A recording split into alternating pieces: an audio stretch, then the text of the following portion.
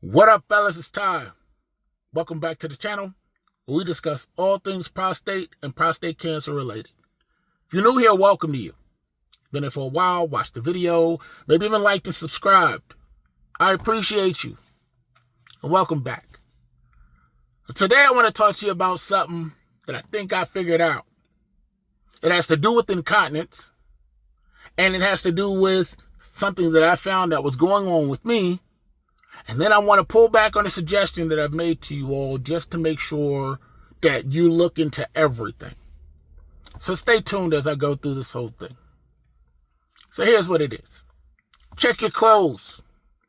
All of your clothing that you wear from the waist down may be causing some or most of your incontinence issues. Now that is outside of the incontinence issue that you would have based on your treatment option and the outcomes that come from that. And the reason I say that is because recently I was going through this bout of frequent urination. It's crazy. I go to the restroom way more times than a normal person should. And as I was going through that, I would come home and take those clothes off, and immediately my body would go, whew.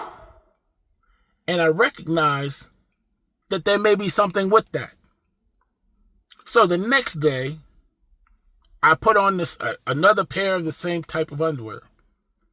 Had the same issue. So remember, I went through it that day, came home, didn't have the issue. The next day, I'm right back. So I'm like, okay, so what is it? Is it something at the job? What is it? So I came home and I switched underwear to go to a softball game. And when that happened, I didn't have the issue the rest of the night. So I said, well, I came home and I said, let me look at these underwear and figure out what's going on. Sure enough, I started going through all of my underwear and I realized that the newer pairs that I bought, and including those performance briefs that I had suggested to you all because they are good at holding in the pads, had this real thick band on them. And they would compress. I would put them on and pop. And they would hold everything in place. But this band was this big on my waist. It was constricting everything in there. And I was looking at the older underwear, and they're not really old, but they had this really thin band on them. And I was like, wow. I wore those to the softball game. I didn't have an issue. I wore those again to work. Didn't have an issue. So I started looking at all of these performance briefs and these tight bands and all of this constriction. And yes, I found that they were causing me that issue. And I said, oh, well, I've discussed with everybody here on our group about finding these performance briefs. I was like, what if somebody is wearing those to bed and that constriction is causing them additional leakage? Now we need to talk about that, right? So I need you to go in and look at your drawer. Now, I've never thought about that. I never thought about looking at them. If they came on and they kind of snapped in place, they're good shape. I never thought about that. But it's time. Anything that is too tight on your midsection could be causing you this issue. At least it was causing me this issue. So I want to make sure that if you have not thought about that, that you do. Likewise, I started doing inventory on all of my clothes. And I found that I had at least 5 pair of shorts that I wore around the house at night that were likewise causing me this issue. When I'd switched underwear from the ones that I thought were causing the issue to the ones that did not, when I had those shorts on, I still had the issue. So I don't even know what that little scrunchy part in with the drawstring, but if you don't have a drawstring in there and you no longer need it because it snaps the shorts on there, or they might be too tight, gentlemen. That's what I found. And it was crazy because I started trying the shorts out. I'd put them on, and if they gave me that issue, I was like, look, you get one more shot. And then they were donated or in the trash, just depending on how bad of a day it gave me. But they had to go. See, I had to get everything that was loose in the midsection, no constriction. I was thinking you push the end of a balloon that has the air in it, and all of the air comes out the part that you blow in.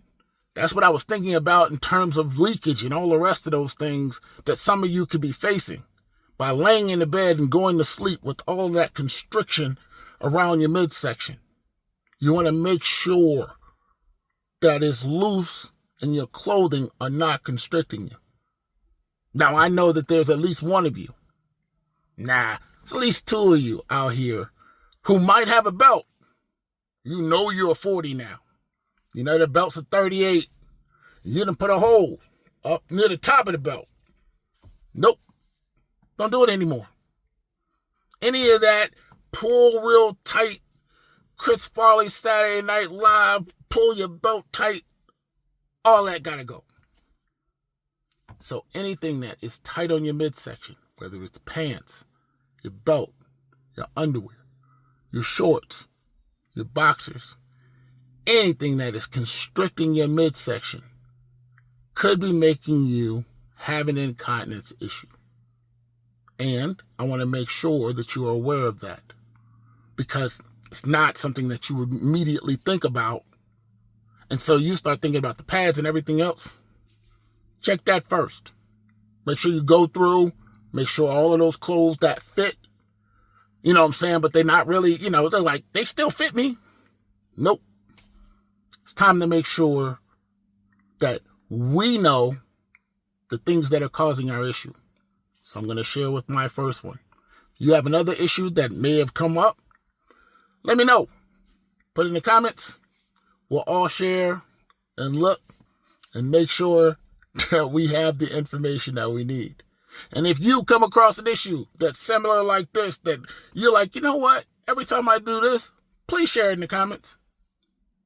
We need this information. Hey, I hope this finds you well. I hope this helps you all. Make sure you check. Peace and blessings, fellas.